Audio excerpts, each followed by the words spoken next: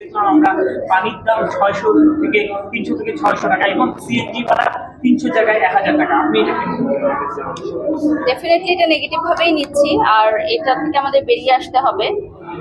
মানবিকতা আমাদেরকে প্রকাশ করতে হবে।